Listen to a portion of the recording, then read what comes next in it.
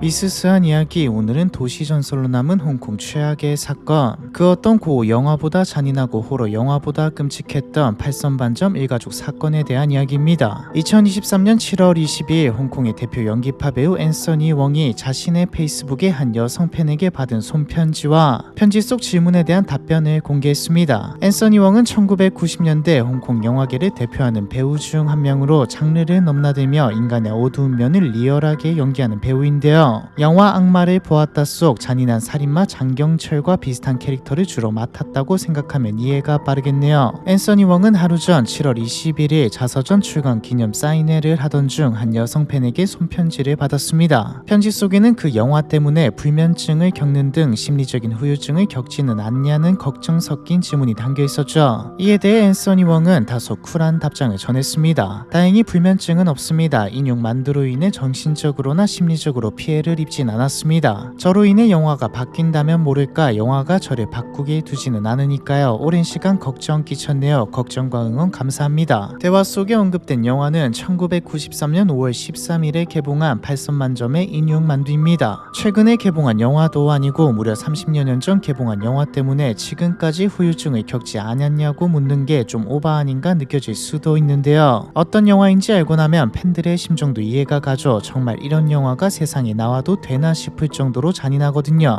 영화에서는 사람을 살해해 만두를 빚는 장면들이 나옵니다. 손님들은 만두의 재료가 시신이라는 사실을 꿈에도 모른 채 육즙이 풍부하다고 칭찬하고요. 검열이 느슨했던 1993년 당시 기준으로도 수위가 너무 높아서 일부 지역에서는 상영 금지 처분을 받을 정도였죠. 특히 시신을 손질하면서 콧노래를 흥얼거리는 모습은 단순한 살인마가 아니라 인간성을 완전히 잃은 살인귀 그 자체였습니다. 당시 앤서니 웡은 현실과 연기의 경계가 무너진 듯 살인마 역에 깊게 몰입했으며 불쾌할 정도로 완벽한 연기를 선보이며 나무주연상을 수상했죠. 앤서니 웡은 촬영 당시 심리적 한계에 몰려 제정신이 아닌 상태였다고 여러 번 고백한 바 있습니다. 그 연기는 완전히 미쳐야 가능한 것이었어요. 무엇보다 영화가 단순한 허구가 아니라 1985년 마카오에서 실제로 벌어진 일가족 학살 사건을 토대로 한다는 사실이 심리적으로 무척 부담스럽게 느껴졌습니다. 촬영 후반부에는 단순히 연기를 하는 게 아니라 살인마의 영혼에 빙의 되어 가는 것 같았죠. 영화보다 잔혹한 실제 사건의 전말은 1985년 8월 8일 마카오 해안가에서 토막 시신이 발견되면서 시작됐습니다. 콜로안선 남쪽 해안가에서 수영을 즐기던 사람들이 바다 위에 이상한 물체가 떠다니는 것을 발견하는데요. 처음에는 쓰레기가 떠내려왔다고 생각했지만 자세히 보니 사람의 신체 부위처럼 보였습니다. 정확히는 토막난 팔다리가 수면 위에 둥둥 떠다니고 있었죠. 신고를 받고 출동한 경찰은 4개의 오른발과 절단된 팔, 손목 등 총 8점의 시신을 수거했습니다. 이미 여러 날 바닷물에 잠겨 있었던 듯 심하게 부패 있었는데요. 발바닥이 달린 오른발이 총 4개가 발견됐다는 것은 최소 사망자가 4명이라는 뜻이었죠. 초기에는 인근 해역에 출몰하는 상어에게 공격을 받은 사망자가 아닐까 추정됐지만 실종 신고가 들어온 건은 없었고 부검 결과 시신의 절단면이 매우 정교하고 깔끔하다는 사실이 밝혀졌습니다. 상어와 같은 동물에게 공격을 받았거나 단순한 사고로는 도저히 생길 수 없는 흔적이었죠. 게다가 수거된 손가락의 몇몇 부위는 지문을 도려내 인위적으로 훼손한 흔적까지 남아있었습니다. 경찰은 즉시 전담 수사반을 조직하고 해상수색과 해변 순찰을 진행했죠. 며칠 뒤 인근 해역에서 오른손과 오른발 등 3점의 절단된 시신이 추가로 발견됩니다. 이로써 총 11점이 수거됐으나 심한 부패와 훼손 때문에 다른 부위와 조합하거나 이어붙일 수 있는 상태가 아니었습니다. 다행히 오른손에 남아있던 손가락을 통해 쪽지문을 확보하고 대조 작업을 통해 실종 신고가 접수된 60대 여성의 지문과 유사하다는 사실을 확인했죠. 하지만 지문이 완벽하게 일치하는 게 아니었기 때문에 동일인이라고 단정할 수는 없어서 시신은 끝내 신원 미상으로 남겨졌습니다. 그렇게 뚜렷한 단서 하나 없이 몇 달을 흘려보낸 후 1986년 4월 한 통의 편지가 경찰서로 도착하죠. 저는 마카오에서 팔선반점이란 식당을 운영하던 정림의 형제입니다. 가족들은 지난해 8월 초 고향을 다녀간 뒤 돌연 연락이 끊겼습니다. 백방으로 찾고 있지만 가족들은 현재까지도 행방이 묘연하며 웬일인지 식당과 모든 재산은 황정이라는 남자에게 넘어간 상태입니다. 최근 마카오 해변 일대에서 사람의 신체 부위가 떠올랐다는 소문을 들었습니다. 혹시나 가족이 아닌가 싶어 편지드리니 부디 조사를 부탁드립니다. 편지에 적힌 실종된 가족은 총 10명이었습니다. 팔선반점을 운영하던 주인 정린, 그리고 그의 아내 천혜희, 장녀 정보주, 둘째 정보홍, 셋째 정보문, 넷째 정보아, 그리고 막내 아들 정관덕, 식당 일을 돕던 천혜이의 어머니 천리룡과 이모 진진, 그리고 주방장을 맡았던 사촌 정백량이었죠. 토막난 시신의 신원을 밝히지 못해 제자리 걸음 중이던 경찰은 시신의 주인이 실종된 일가족일 수 있다는 가능성을 확인하고 곧장 팔선반점의 명의 이전 내역을 조사하기 시작했습니다. 서류를 하나하나 대조해 본 결과 시신이 발견된 1985년 8월 이후 일가족은 증발한 듯 사라졌으며 식당의 임대권과 재산 명의가 황지영이라는 남자의 이름으로 바뀌어 있었는데요. 의심스러운 정황을 포착한 경찰은 황지영을 주요 용의자로 지목하고 과거 폭력 전과 식당 운영 자금 출처, 거래 내역 등을 추적해 나갔죠. 황지영은 강동성 남부 출신으로 젊은 시절부터 폭력과 사기, 도박으로 교도소를 제 집처럼 들락거리던 인물이었습니다. 1970년대 초 홍콩에서 사기, 도박을 벌이던 중 시비가 붙었던 한 남성을 죽이고 피해자의 죄 없는 가족들까지 결박한 후 불을 지르고 달아나 경찰에 쫓기는 신세가 되었으며 본토를 전전하다가 1980년대 초 마카오로 숨어들어 낮에는 자벽부로 밤에는 도박 중개인으로 살아가는 중이었는데요. 경찰에 잡힐 것을 우려해 손가락 끝을 불로 지져 지문을 없애버리는 철두철미한 성격이기도 했죠. 황지영은 마카오에서도 사기, 도박판을 벌이며 발을 넓혔는데 그 중에는 마카오 시내에서 팔선반점을 운영하던 정림과 그의 아내 천혜이도 있었습니다. 이 시기 정림 부부는 마작에 푹 빠져서 도박장을 자주 찾았다. 황지영은 부부와 빠르게 친해졌으며 쉬는 날에도 일부러 팔선반점까지 가서 밥을 먹으며 친분을 과시했다. 팔선반점의 단골 손님이 된 황지영은 정림 부부가 경기 침체로 자금난을 겪고 있다는 것을 알게 됩니다. 그리고 선뜻 낮은 이자로 필요한 만큼 돈을 빌려주겠다고 나섰죠. 정림 부부는 식당 운영권과 부동산을 담보로 돈을 빌렸고 이때부터 마음씨 좋은 단골 손님은 무시무시한 채권자로 돌변했습니다. 목격자들에 따르면 황지영은 가족들에게 직접 명령을 내리며 식당 경영에 직접 관여했으며 매출이 얼마인지, 재료는 어디서 사오는지, 하루에 만두리 몇 개 파는지까지 꼬치꼬치 따졌다고 하죠. 주변 사람들에게는 자신이 팔선반점의 새 주인이라고 공공연히 말하고 다니기도 했는데요. 가족들이 불편함을 내비칠 때마다 내 돈이 들어갔으니 확인할 권리가 있다고 주장했죠. 시간이 지나면서 식당 일이 아닌 가족들의 사생활에도 깊게 간섭하기 시작했습니다. 딸들이 외출이라도 하려고 하면 내 허락도 없이 어딜 가느냐고 목소리를 높였죠. 그런데 식당 운영권과 주도권을 두고 신경전이 이어지던 어느 날 가족들 모두가 한꺼번에 세상에서 증발하듯 자취를 감추게 됩니다. 황지영은 홀로 식당 문을 열고 영업을 이어가면서 가족들의 명의의 은행 계좌를 정리하고 정림 명의로 돼 있던 팔선반점과 아파트도 본인 명의로 바꿨죠. 정림이 타고 다니던 자동차는 이제 막 20세가 된 아들에게 선물로 주었고요. 명의 변경에 필요한 문서와 가족의 신분증을 구비하고 있었기에 가능한 일이었습니다. 그러는 사이 흑사 해변에서 주인 없는 토막 시신이 떠오르기 시작했죠. 조사를 하는 동안 정림이 황지영에게 거액의 빚을 지고도 배째라는 식으로 나왔다는 태도를 보였다는 것도 확인되었습니다. 이 모든 정황을 본 경찰은 황지영이 범인임이 확실하다고 생각했죠. 1986년 9월 28일 마카오 경찰은 마카오를 떠나 중국 본토로 입국을 시도하던 황지영을 팔선반점 일가족 실종 사건의 주요 용의자로 지목하고 체포했습니다. 이어진 조사 과정에서 과거 홍콩에서 살인 전과로 수배된 전력이 있었다는 사실까지 드러나며 심증은 확신으로 바뀌었죠. 하지만 황지영은 식당을 합법적으로 인수했을 뿐이고 토막시 씨는 자신과 아무 관련이 없다며 혐의를 부인했습니다. 정림이 자신에게 도박 빚을 지고 있었으며 식당과 재산을 모두 넘기고 떠나기로 합의했다는 주장이었죠. 하지만 조사 결과 정림 가족의 출국 기록은 나오지 않았습니다. 이는 가족들이 어떤 식으로든 마카오를 떠난 적이 없다는 것을 의미했죠. 체포 다음날 마카오 경찰은 신문과 방송을 통해 팔선반점에서 사라진 10명의 실종자 사진을 공개하고 시민들에게 제보를 요청했습니다. 그리고 팔선반점 부엌과 창고에서 사람의 피가 다량 검출됐다는 감정 결과도 확보했죠. 동시에 황지영의 금고에서 정림의 난퉁은행 홍제지점 금고 열쇠와 귀국 허가증, 그리고 내 자녀의 출생 증명서와 학생증 사본도 발견했습니다. 혈연 관계가 아닌 황지영이 결코 가지고 있을 수 없는 것들이었죠. 결정적인 물증에 힘입어 황지영은 1986년 10월 2일 정식으로 기소되었고 재판을 기다리는 동안 마카오 시리 교도소에 구금됐습니다. 그런데 이틀째 되는 날 황지영은 같은 방 수감자들에게 폭행을 당해 병원으로 긴급 후송되죠. 너무 악랄한 범죄를 저질렀다는 이유로 수감자들도 황지영을 좋게 보지 않았거든요. 겁을 먹은 것인지 치료를 받은 뒤에도 교도소로 돌아가기를 완강히 거부했지만 10월 4일 아침 다시 교도소로 압송됐습니다. 극도로 불안정한 상태였던 황지영은 교도소로 돌아온 날 극단적 선택을 시도했죠. 어차피 사형이 뻔하다고 생각하기도 했고요. 하지만 동료 수감자에 의해 발견돼 즉시 병원으로 후송됐고 5시간에 걸친 수술 끝에 탓에 목숨을 건지게 됩니다. 이틀 뒤 10월 6일 교도소로 돌아온 황지영은 한 동료 수감자에게 사건의 전말을 털어놓는데요. 황지영은 정림이 도박 빚을 갚지 않으려고 했기 때문에 죽였다고 범행 동기를 밝혔습니다. 진술에 따르면 팔선반점의 가족들은 황지영과 함께 마작이나 사해라 불리는 게임을 자주 즐겼다고 하는데요. 사건이 일어나기 1년 전인 1984년에도 주인 부부 주방장 아내의 고모 진리정과 함께 게임을 했는데